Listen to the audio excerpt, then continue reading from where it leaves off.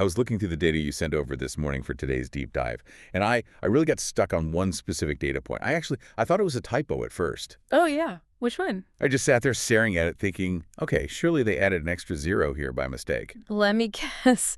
The book removal stats. The rule stats, Yeah. the 2,700 figure. Oh, yeah. That is not a typo, unfortunately. 2,700 individual titles. That is the scope of books currently being challenged or, actively pulled from shelves in schools and libraries right now Yeah. across the country. Right. And we are talking about, accidental misfiling Right. or books that just fell apart from old age. This is active. This is intentional removal. It's a purge. Let's just call it what it is. And if you look at the breakdown of that list, which we did, we combed through the PE in America reports and the Library Association data. It's not a random sampling of literature. No. It's not like they're suddenly banning, I don't know, cookbooks and gardening guides. No, it's targeted. It's incredibly specific. Extremely. A really disproportionate percentage of those narratives are specifically dealing with Black history or the Black experience. So it's an attempt to, curate the past? It's an attempt to curate the past. It is a very deliberate attempt to say, this part of the story, we don't talk about this part. Which feels like, I don't know, it feels almost futile. Oh. Like trying to hold back the tide with a broom. But at the same time, it feels incredibly dangerous. It's both. It reminds me, and you brought this up in the prep, it reminds me of the Lost Cause narrative. That is the perfect historical parallel. It's almost the exact same playbook. But for listeners who might hear that term lost cause, and they know it's bad, but maybe they don't know the mechanics of it, can you unpack that for a second? How is removing a library book today like the Lost Cause? Sure. So the Lost Cause was this historiographical movement, which is really just a fancy way of saying it was a propaganda campaign. Right. And it started in the South almost immediately after the Civil War, and right away. And the goal was simple: rewrite the history of the war. Okay, so reframe it. Completely reframe it. To paint the Confederacy not as, a rebellion to preserve the institution of slavery, but as this heroic, chivalrous defense of states' rights against so-called Northern aggression. They literally rewrote the textbooks. They rewrote the textbooks. They put up statues to their generals. They changed the names of streets and parks. They systematically tried to erase the real reason for the war. They sanitized the reality. Exactly. They tried to create a version of history that was more comfortable, more palatable for the losers of that war. And what we are seeing today with these 2,700 books, the source material we're looking at, it calls it an attempt to rewrite us. It's the same mechanic. If you remove the evidence of Black struggle or Black excellence or just, Black existence from the shelves, you are actively trying to edit the identity of the entire community. But, and I think this is the crucial pivot for our conversation today, there is a flaw in that strategy, a pretty big one. The fatal flaw of censorship, yeah. Right. Because you can remove a book from a shelf. That's a physical act. I can walk over to a bookcase, grab a copy of, I don't know, The Color Purple or a biography of Martin Luther King, and I can throw it in a bin. Sure. But how do you remove a history that is walking around? How do you erase a legacy that's embedded in the pavement, Yeah. in the high school gymnasium, in the actual lives of the people you meet at the grocery store? You can't. You just can't. And that is the tension we're exploring, the tension between erasure, the book bans, and permanence, the living history. That's what we're really digging into today. And we're going to a very specific place to see this in action. We are going to Rutherford County in Tennessee. Right. This is a continuation of our Black History Month series. And I think we need to briefly orient ourselves just for a moment because we did a deep dive recently on this same region. We did, yeah. We looked at the Scales family, who are just this incredible multi-generational force of leadership in, everything from education to medicine. We talked about Vincent Windrow. Vincent Windrow and his intellectual influence at the university level. We looked at the McPhees and their whole civic legacy. And the takeaway from that episode was basically, this isn't a shallow pool. There's a deep, rich tapestry of Black history in Rutherford County that goes back generations. It's not a footnote. Not at all. So today we're building on that foundation. We aren't looking at the same people, but we are definitely looking at the same soil. And we're using a specific framing device that I think is really cool and honestly really helpful for organizing how we think about what makes a community. The 3 pillars. The 3 pillars: body, mind, and spirit. I love this structure because it feels total. It covers the whole human experience. And for this deep dive, we have three central figures who just embody these pillars perfectly.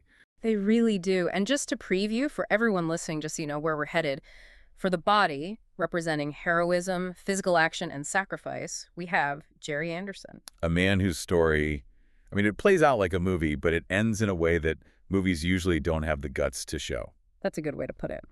Then for the mind, representing mentorship, discipline, and the shaping of the intellect, we have Coach Ricky Field. The strategist. Mm-hmm.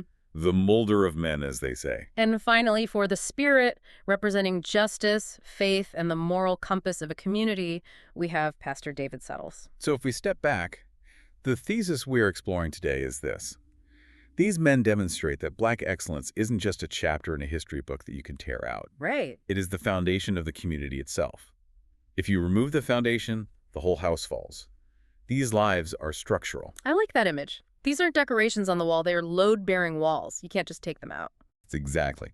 So before we get into the specific biographies, I do want to stay on this context for another minute. The why now of it all. Because, look, we could do this retrospective any year.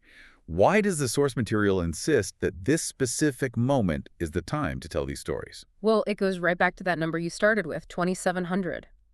When you see a coordinated institutional effort to silence a specific narrative, the only effective response is to amplify that narrative. You have to get louder. That's a countermeasure. It is, but it's also about understanding the difference between an object and a legacy. A book is an object. It can be burned, banned, or lost. A legacy, though, a legacy is a living thing. It breathes. It does. Our source material makes this point beautifully. Living history, the people in the community, the memories they hold, the institutions they built, it acts as a powerful counter-narrative to censorship. You can hide the text, but you cannot hide the impact these men had. It's just too visible. It's tangible. Yeah. You can touch it. So let's get into that first tangible example. Let's talk about the body. Let's talk about Jerry Anderson. Jerry Anderson. Now, when we label this pillar the body, I want to be clear. We aren't just talking about, physique or being muscular. We're talking about the physical capacity to act in the world, to do something. But we kind of have to start with the physique, right? Because this guy wasn't just fit. He was. He was an elite athlete. He was a gladiator. There's no other way to put it. He starts at Central High School, right there in Rutherford County. And he's an absolute standout. And let's contextualize that for a second. Being a standout in high school football in the South, especially in Tennessee, that's already a ridiculously high bar. Well, yeah. You are competing against some of the best natural athletes in the entire country. But he transcends that. He gets recruited to the University of Oklahoma. The Sooners. Yeah. That's a top-tier blue blood program. You don't get there by accident. That's not a fluke. No. And he doesn't stop there. He goes pro. He plays in the NFL for the Cincinnati Bengals. He plays for the Tampa Bay Buccaneers. Later, he spends some time up in the Canadian Football League. I think people hear he played in the NFL and you just got to nod and move on. But can we just pause on the math of that? What does it actually mean to make a professional football roster? It is statistically almost impossible. It's a miracle, really. There are over 1 million high school football players in the U.S. every year. 1 million, okay. From there, you get maybe 70,000 who play in college at any level. And of those, there are roughly 1,700 spots in the entire NFL on any given Sunday. Wow. To make it to the league, you are in the top 1% of the top 1% of athletes, physically. You are talking about a human body that is just tuned for performance, for power, for speed, for collision. He achieved the absolute pinnacle of what a human body can do in that arena. So he lives in that world. The bright lights, the stadiums, the Sunday broadcasts. But here's where the story shifts. And here's where it gets really, really interesting to me. He retires. Which happens to every athlete eventually. The body has a shelf life in that sport. Of course. But look at what he does next. He leaves the NFL. He leaves the CFL. He doesn't go to Hollywood to try to be an action star. He doesn't stay in the big cities chasing endorsements or opening car dealerships. No. He comes home. He returns to Murfreesboro. He becomes a neighbor. Yeah. Just a guy in the community. That is such a significant choice. There is a profound humility in that decision. Think about the ego transition required there. Right. You go from having 60,000 people screaming your name when you make a tackle to being the guy standing in line behind someone at the post office. Yeah. He is no longer on a roster. The lights of the stadium are off. He is simply living in the community that raised him. But he's still carrying that capability within him. He's still Jerry Anderson. That physical power is still there. Exactly. He's a civilian, but he's a civilian with the physical toolkit of an elite protector. It's just dormant. And that brings us to May 27th, 1989. A date that is, I mean, it's just etched into the history of this county. So the scene is the Stones River. It's a place locals know well. For those who don't know the geography, can you describe the Stones River? It's not just some lazy creek, is it? Not always, and certainly not near the dam, which is where this happened. Rivers like that are deceptive. How so? The surface can look glass calm or maybe just a little choppy, but underneath, especially near any kind of structural spillway or a dam, you have hydraulics. You have these powerful undercurrents that act like a washing machine. It just pulls you down. It pulls you down, it spins you around, and it can pin you to the bottom. It's incredibly dangerous, and it happens in an instant. So on this day, there are two young boys. They're playing, they get too close, they get swept in. And anyone who has been in a situation like that or seen it knows the panic sets in instantly. They're drowning. This is an immediate life-threatening crisis. And Jerry Anderson sees them. And this is the moment. This is the body in action. I really want to pause on the moment he decides to go into the water, because I think people hear he saved them, and they picture a movie scene. You know, Baywatch, slow motion running, perfect dive. Right, but the Stones River isn't a movie set. It's messy, it's violent, it's chaotic. And you have to consider the physics here. Anderson is an elite athlete. Yes, we've established that. But water doesn't care about your NFL stats. Yeah. Water is heavy. Water is relentless. Exactly. Moving one struggling human body against a current that is actively trying to kill you is a monumental task. Moving two, that is an anaerobic event that most people cannot even comprehend. What do you mean by that? Anaerobic event? I mean, your muscles are screaming for oxygen within seconds. The lactic acid buildup is instantaneous. Your body is shutting down as you're trying to perform this incredible feat of strength. And he didn't just have to grab them. He had to locate them, fight the current, keep their heads above water, and somehow propel them all to the bank. That is a level of physical exertion that goes way beyond fitness. That is a desperation effort. And remember, he did this after his career. He wasn't in training camp shape. He was just a retired neighbor. But this is where the body pillar isn't just about muscles. It's about the somatic response. The somatic response. Explain that. Yeah. It's the idea that the body moves before the mind can talk it out of it. Most of us, we see danger, a burning building, a rushing river, and we freeze. Or we start to calculate. Should I call 911? Is my phone in my pocket? Who else is here? If I jump in, will I die? Is there someone else who can do it better? It's the bystander effect. Precisely. Anderson didn't calculate. His body knew what to do before his brain could weigh the risk. That is what we mean by the body as a pillar. It's the physical manifestation of courage. He didn't act as a pro athlete looking for glory. He acted as a human being seeing another human being in distress. He dives in. He dives in. No hesitation. And he saves them. He saves both boys. He manages to fight that current and push them towards safety. But the river's just too strong. He gave everything. He exhausted every single ounce of energy he had to get those boys to the bank. And the river took him.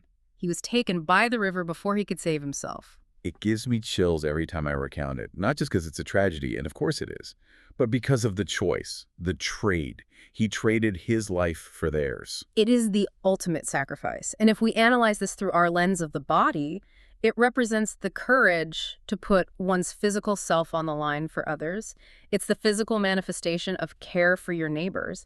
You know, we talk about caring for our community as this abstract concept. We post about it on social media. Right. Jerry Anderson made it concrete. He made it real. Literally putting his body between death and those children. Exactly. And the world recognized this. His story was, it was featured on the TV show Rescue 911. Oh man, I remember that show. With William Shatner hosting. That's the one. It was huge in the early 90s. Everyone watched it. That show was everywhere. My parents loved it. It was. And it cemented his heroism in pop culture history. It took this local tragedy, this local act of incredible bravery, and it showed the whole world what kind of man Jerry Anderson was. And that's great, the national recognition. But in the context of our deep dive, the local recognition is what really matters. Right. The permanence. Right. And that came from the Murfreesboro branch of the NAACP. They created an award in his honor, the Jerry Anderson Hero and Humanitarian Award. Which keeps his story alive. It's presented annually. It ensures that his name isn't just something carved on a tombstone, but it's spoken every single year. It keeps the standard he set alive for the next generation. And I want to fast forward a bit here, because the source material makes a really fascinating connection to the present, or at least the recent past. It talks about the 2018 recipients of that award. Yes, this is a crucial connection. In 2018, the award wasn't given to a single person. It went to a movement. It went to the Murfreesboro Loves movement. Can you remind the listeners what that was? Because 2017, 2018, it feels like a lifetime ago politically. Context is key here. In October of 2017, there was a planned white supremacist rally in the area. And this was not long after the violence in Charlottesville, so tensions were incredibly high. There was a real, palpable fear of violence, of hatred marching through the streets of their town. So the whole town was on edge. On edge is putting it mildly. People were terrified. So Murfreesboro Loves was this coalition of local activists. You had clergy, teachers, students, just regular neighbors who organized against it. How did they do that? They stirred up to say, not here, not in our town. They didn't use violence. They used presence. They organized peaceful counter-protests, community gatherings. They used community itself as the weapon against hate. And the NAACP explicitly linked that back to Jerry Anderson. What's the connection? The thematic link is so powerful. Think about it. Jerry Anderson showed courage in the face of physical danger, the river. The Murfreesboro Loves movement showed courage in the face of social and ideological danger, these hate groups. So it's the same spirit. It's the same spirit. Both involve rejecting fear. Both involve affirming the value of the people around you, of your community. Both involve putting yourself out there for the good of others. That is a deep connection. It's like saying, we are using the spirit of the man who saved those boys from the river to save the soul of our town from this poison. Precisely. And it brings us back to that core takeaway. Jerry Anderson's legacy is the willingness to act, to put your body on the line. And you cannot ban that kind of story. You can't take it off a shelf. It's too powerful. It's in the air. It really is. Okay, so there is something so immediate about what Anderson did. It was a split-second decision. Instinctual. It was reactive, yeah. A response to a crisis. But you can't build a community solely on split-second reactions. You need the long game. You need planning. You need strategy. You need the architecture. You need someone building the thing before the crisis hits. Right. If Jerry Anderson represents the immediate physical protection of the community, our next figure represents the long-term construction of the community's psychology. We're moving from the muscle to the brain. From instinct to intellect. Let's talk about the mind. Let's talk about Coach Ricky Field. Coach Field. Now, when we say mind here, again, we have to be clear. We aren't just talking about academics, right? We aren't just talking about SAT scores or memorizing dates from a history book. No, and I think that's a trap people fall into. They hear the mind and they immediately think professor or scientist. But a great coach is doing something very different, but equally important with the mind. In this context, mind is much broader. It encompasses discipline, strategy, wisdom. But mostly, I think it's about shaping the self-image, the mindset of future generations. Coach Field seems like one of those figures that if you live in Rutherford County, you just know him. He's omnipresent, part of the landscape. He is an institution. You can't talk to many people who went through the school system there, especially the athletic programs, without his name coming up. And his reputation is built on this very specific core philosophy. He believed in young people before they believed in themselves. I love that phrase. But let's poke at it a bit. Believing in young people. It sounds a little bit like a greeting card. What does that actually look like in practice? On a football field or a track on a Tuesday afternoon? It's transformative. Think about the developing mind of a teenager. What is it filled with? Oh, just a storm. Insecurity, doubt, hormones, the constant feeling that everyone is watching you and judging you. Exactly. It is a noise-filled environment. A teenager's brain is constantly asking, am I good enough? Do I belong? Can I actually do this? Coach Field's role, his particular genius, was to cut through that noise. Ow. He didn't just teach them how to tackle or how to run a particular route. He taught them that they were capable of discipline. He showed them their own strength. So the sport is just the vehicle. Yeah. It's the delivery mechanism for the real lesson. The sport is the classroom. When a kid thinks, I can't possibly run another lap, and the coach looks them in the eye and says, yes, you can, and here's how, and then that kid does it. Something fundamental shifts in their brain. I can see that. They realize their limits were imaginary. They realize they are tougher than they thought. That is the mind. That is building a psychology of resilience, one lap at a time. It's the curriculum of character. Curriculum of character. I like that. That's exactly right. And it's so important to note that his influence transcended the sports field. Our sources emphasize this over and over. His impact wasn't limited to how well someone could throw a ball or run the 100-yard dash. Right. It spilled over into the classroom, into the community, into their adult lives. It's what we call the concept of the echo. The echo. Explain that. Mentorship doesn't end when the final whistle blows at the end of practice. It doesn't end when the student gets their diploma and walks off the stage. The voice of the mentor, the lessons, the standards, the belief, it echoes in the mind of the student for the rest of their life. Okay, I see. So 20 years later. 20 years later, one of his former athletes is sitting in a stressful boardroom meeting, or they're a parent dealing with a difficult child, or they're facing some personal or professional crisis. And that echo Coach Field's voice in their head telling them to stay disciplined, to hold their head up, to finish the rep it surfaces. And it guides their decision-making. It guides their decision-making. It informs how they carry themselves as adults. That's so true. I can still hear the voices of certain teachers in my head from 20, 30 years ago, usually telling me to sit up straight or check my sources. Exactly. We all carry those voices, those ghosts. And Coach Field created an army of adults in Rutherford County who carry his standards of discipline and character with them. That is why he fits the mind pillar so perfectly. He helped construct the mental architecture of a generation. And, like with Jerry Anderson, the community recognizes this too. They didn't just let him retire and fade into obscurity. They have the Coach Ricky Field Sports Legacy Scholarship Gala. Which serves a dual purpose. On one hand, it's a celebration. It celebrates his lifetime of pouring into others. But on the other, it also institutionalizes his legacy. It ensures that the pouring into others continues financially for the next generation of students. Turns a reputation into a resource. A renewable resource. That's a great way to put it. And this brings us right back to our central tension, the book bans, the threat of erasure.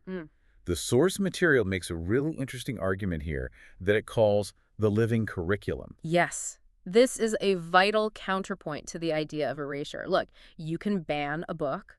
You can remove a text from a syllabus. If you decide you don't want kids reading about resilience or Black leadership in a novel, you can pull the novel from the library. But Coach Field's life is the curriculum. Precisely. You cannot ban the lessons that are already instilled in the minds of thousands of students who are now adults.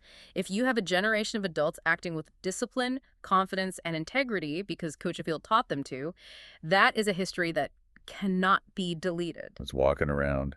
It is walking around. It is acting in the world every day. It's in every decision they make. It's bulletproof history. In a way, yes. Wow. It demonstrates the profound limitations of censorship. You can attack the archives, you can burn the books, but you cannot easily attack the memory and the character of a community that has been shaped by a great mind. So we have the body, Jerry Anderson, representing action and sacrifice. We have the mind coach, Ricky Field, representing discipline and mentorship. Now we have to move to the third pillar, the one that holds it all together, the spirit. Pastor David Settles. This feels like the anchor, doesn't it? The spirit always is. If the body is the action and the mind is the strategy, the spirit is the why, it's the motivation, it represents the moral compass, the voice of justice, the very heart of the community. And when you look at Pastor Settles' resume, I'm looking at his CV here in the notes, and honestly, it's exhausting just reading it. It's a lot. The man does not sleep, I don't think. It's not just that it's long. It's the range. It's the breadth of it. Usually, people pick a lane. You're either the church guy or you're the politics guy or maybe the nonprofit guy. Or the mental health guy. You find your niche. Exactly. But Settles is doing all of them at the same time. Let me just run through a few of these to give the listener a sense of the scope.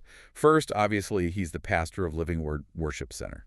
So that's the spiritual base. Sunday mornings, Bible study, the core faith community. But then he's also a licensed pastoral counselor and the co-founder of Integrity Counseling and Family Solutions. Okay, so now he's dealing with the mental and emotional health of individuals and families.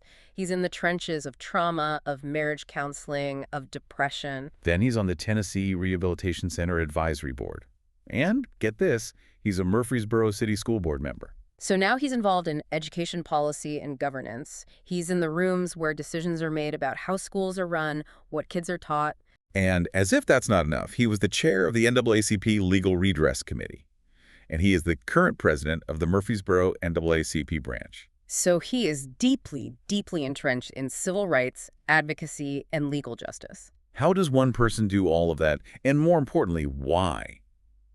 At first glance, it seems scattered, doesn't it? Like he can't make up his mind. It seems scattered if you look at it as a list of jobs on a resume, but if you look at it as a strategy, it's actually incredibly holistic. It's brilliant. How so? Walk me through that. Think about the feedback loop. He sees the spiritual needs of his congregation in church on Sunday. He hears about their struggles.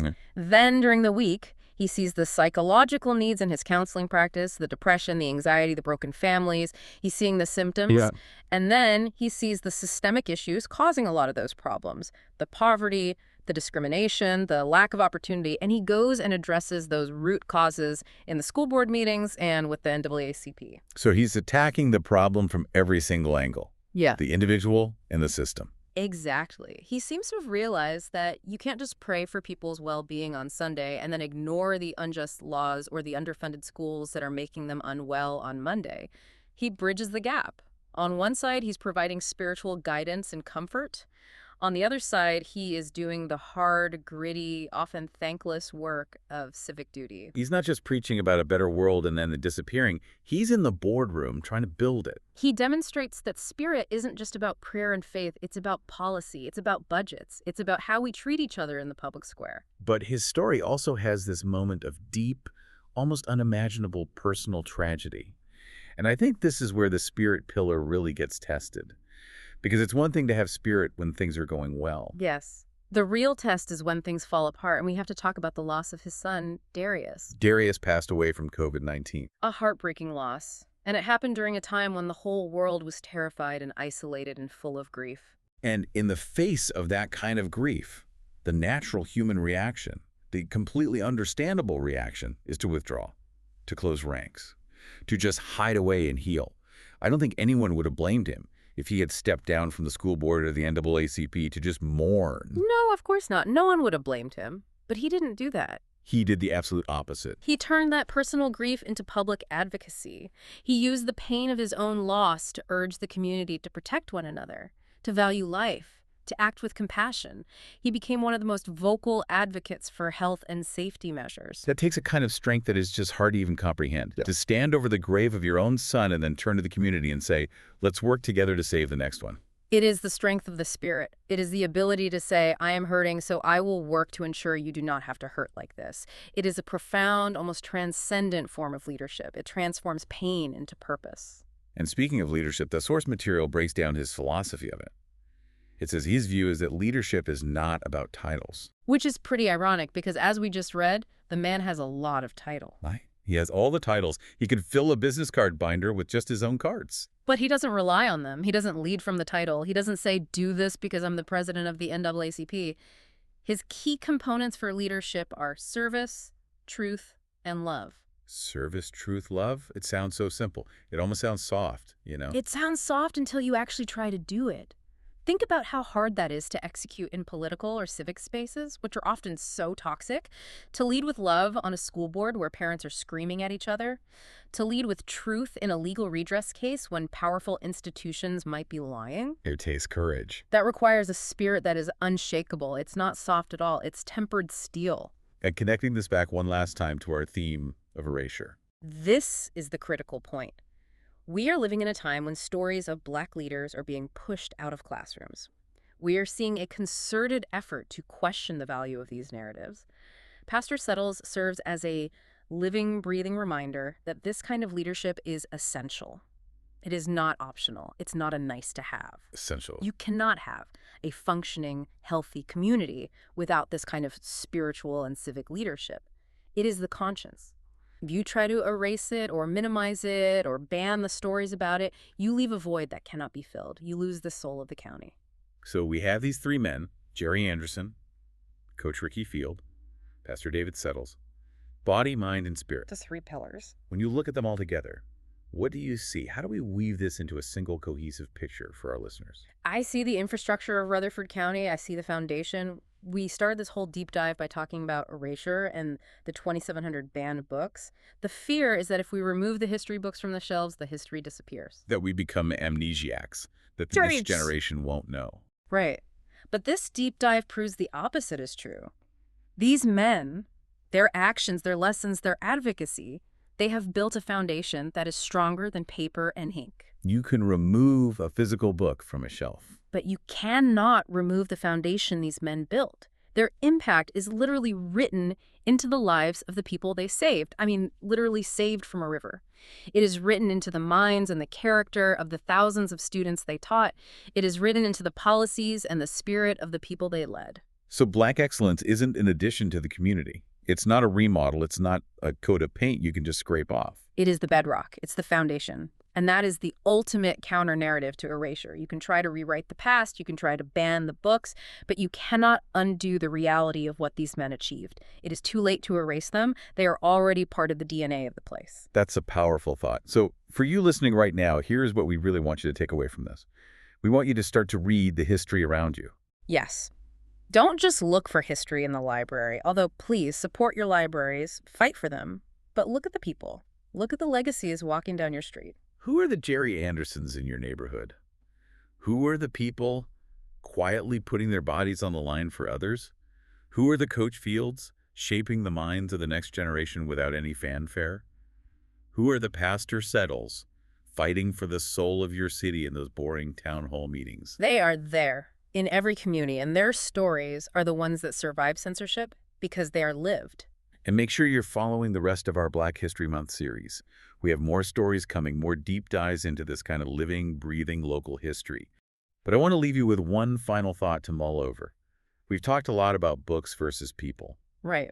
The text versus the legacy. If the history books are removed, if this lost cause 2.0, as you called it, actually succeeds in scrubbing the shelves, who becomes the keeper of the story? It's a provocative question. It's a scary question in some ways. I think the answer is you do. We do.